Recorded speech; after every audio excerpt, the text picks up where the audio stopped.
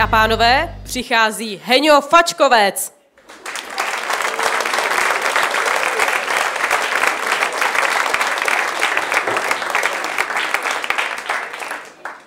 Dobrý večer. Ďakujem, priatelia, že ste sem dnes prišli. Ja pochádzam zo Slovenska, ako ste si teda mnohí už všimli. Čo by som povedal o sebe? Vyštudoval som politológiu. Tu vždy býva ticho. Málo kedy sa dá s politológiou v praxi niečo robiť, ale teraz na Slovensku je to celkom zaujímavé v poslednej dobe. Ľudia stále volia Fica a Smer. Ja ako politológ sa ich občas pýtam, prečo stále volíte Fica, že nevadia vám všetky tie kauzy, zastrelený človek a všetky tie veci. Oni mi povedali, že dobre, každý má nejaké chyby, ale pozri sa, nie je ten Fico až taký zlý, veď dal nám aj vlaky zadarmo. Dobre, vlaky zadarmo, hej, to dal aj Hitler a chodili na čas. Hej,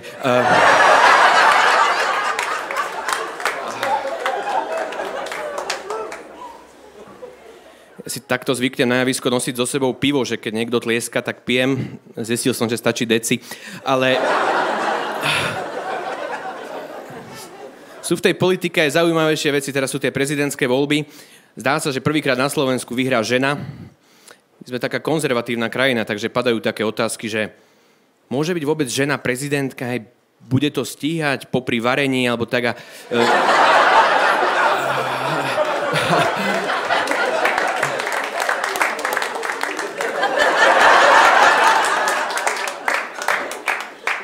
Nie, ja by som bol veľmi rád, keby ona vyhrala. Predstavte si, konečne pekná žena, a bola by napríklad na tých poštových známkach. Konečne nejaká žena, ktorú by som mohol lízať zozadu.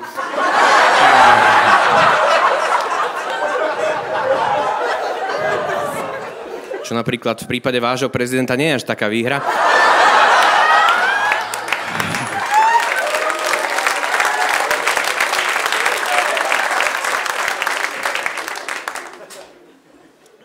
Rozmýšľal som, že dnes by som mal skončiť najlepšom, takže asi, ale nie. Ešte chvíľku skúsim. No, ako som hovoril, s politológiou nie je veľa tých zamestnaní, takže hľadal som rôzne veci. Ešte minulý rok som bol na jednom pracovnom pohovore na vyhadzovača v jednom knihkupectve a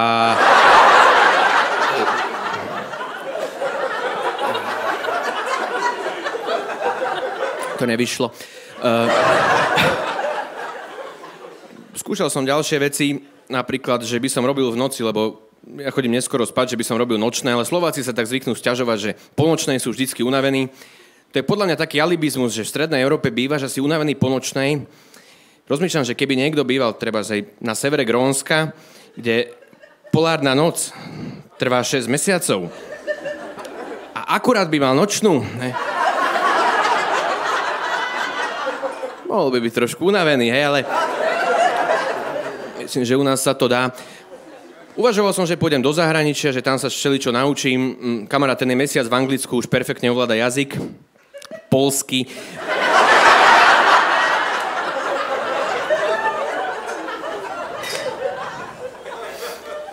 Potom mi ponúkali prácu, že animátor voľného času v tábore. Čo som dosť rozmýšľal, lebo s tým máme skúsenosti aj v rodine. Starý otec bol tiež animátor v tábore. Ešte cez druhú svetovú a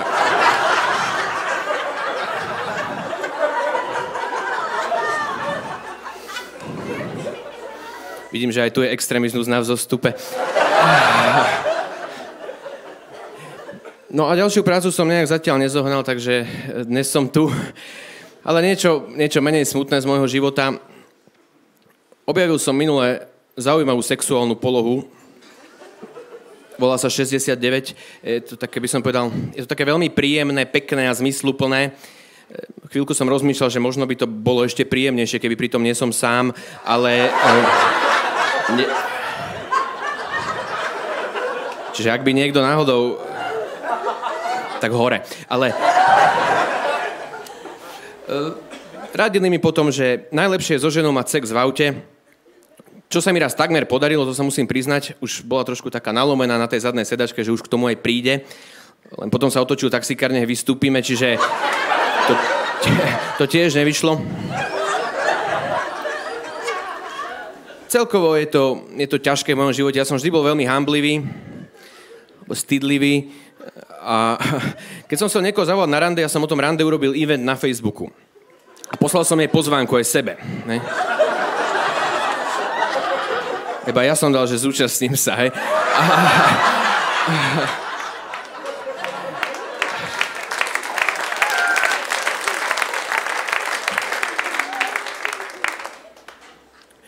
Skutočne je to ťažké.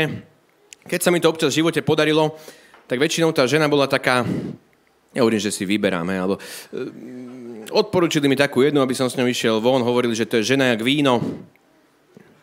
No, zbadal som ju, hovorím, asi mysleli krabicové teda, ale ako v poriadku. Ako hovorím, extra si nevyberám, ale ona trošičku vyzerala ako Fiat Multipla, hej, že...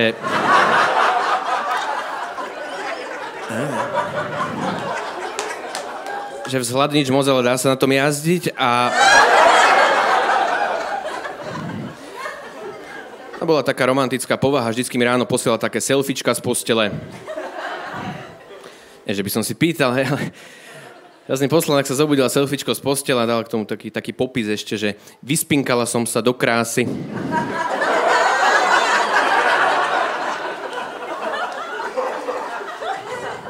Hovorím, ešte si pospitý kokot.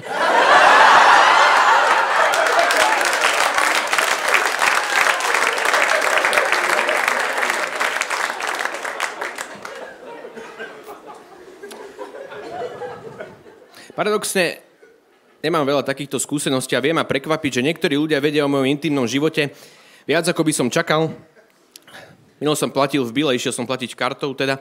A tá pokladnička, že keď som išiel na tú kartu, že nemusíte zasúvať. Stačí priložiť a už to pôjde. Hovorím, charakterizovali ste môj sexuálny život, ale že by som sa tým chválil, akože je to náročné, ale toľko zatiaľ k ženám. Nemám toho moc, tak si to šetrím. Ďalšia téma, ktorú musím spomenúť, lebo keď som sem dnes prišiel, som trošku dúfal, že tu bude teplejšie ako na Slovensku, ale akože tiež tu je celkom zima. A pre mňa je to také chrípkové obdobie, vždycky tieto mesiace. A neviem, ako sa to u vás povie, u nás je to marec. A ja vždycky som si hovoril, že teda pôjdem k doktorke, keď mi niečo je. Ale teraz, keďže nič nerobím a neštudujem, tak som si povedal, že si tú chorobu diagnostikujem sám. Našiel som na internete takú skvelú poradňu. Hľadal som, aké sú príznaky angíny. Prvý príznak bol, že problémy s prehltaním alebo s polikaním po vašom. Vtedy som zistil, že bývala mala 2 roky angínu a že to nebola výhovorka. Snáď. Samozrejme, budú tam ďalšie veci, kašel a sopel, tieto veci, tak hovorím si, nájdem si nejakú odbornejšiu radu. Mali sme taký časopis, že báječná žena. Tam bola skvelá rada, že aby vám bolo lepšie, treba užiť C-čko. Ja som užil Ečko. A bolo to po piči, hej, ale teda na druhý deň nie. Povedal som si potom, že mohol by som zajsť aspoň do lekárne, aby som si zobral. Nemám rád antibiotika, tak chcel som iba nejaký čajík.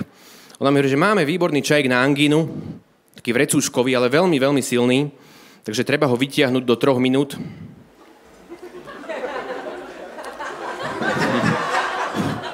Hovorím, v pohode, ja vždy vyťahujem do 3 minút, hej.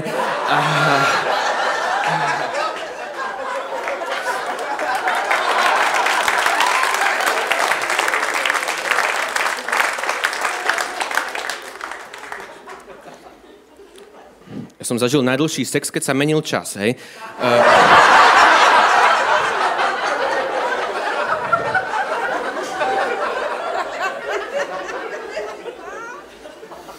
Potom mi hovorili, jak som teda smrkal tej lekárni, že či nechcem niečo do nosa.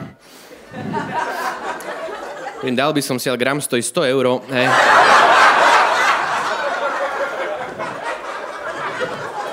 Keď možno tu na Václavskom námestí, ako som videl tých tmavších priateľov, tak by to bolo lacnejšie, neviem. U nás sa tak hovorí na Slovensku, že kokain je droga bohatých. Ja si nie som úplne istý, lebo ja som z takej štvrte Klokočina v Nitre a tam fúkajú aj chudobní ľudia. som to pochopil tak, že minulý kamarát fúkal kokain cez 2-eurovku. To je minca, hej. Keď cítil sa ako vlk z Wall Street.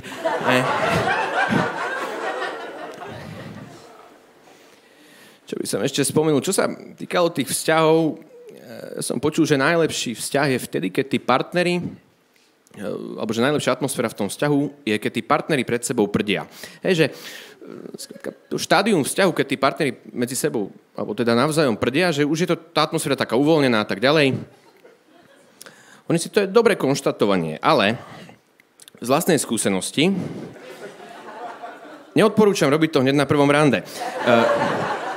Tiež som si myslel, že uvoľním atmosféru.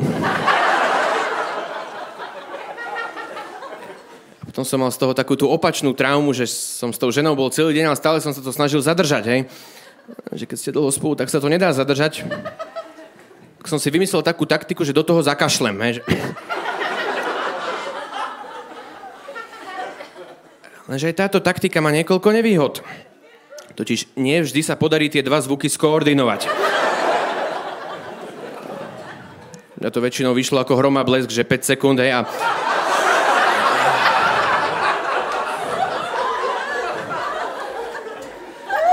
Nevadí.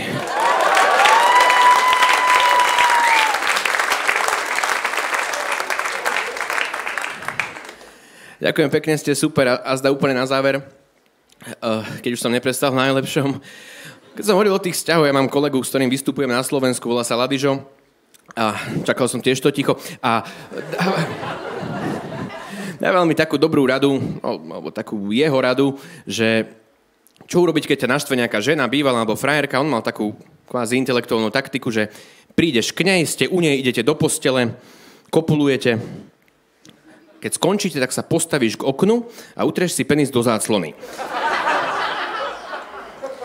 Intelektuálna taktika, no od neho, ale hovorím si, raz prišiel ten moment, keď som si povedal, že teraz by som to mal aplikovať. Keď sme pekne išli do postele, kopulovali sme. A keď sme skončili, tak som sa tak pekne postavil k oknu v záclone. Ona sa pozerala na mňa, ja na ňu. Či mi jebe, hej, alebo či je. Utrel som sa do tej záclony. A ona nič. Potom som si spomenul, že sme u mňa. Pekný večer.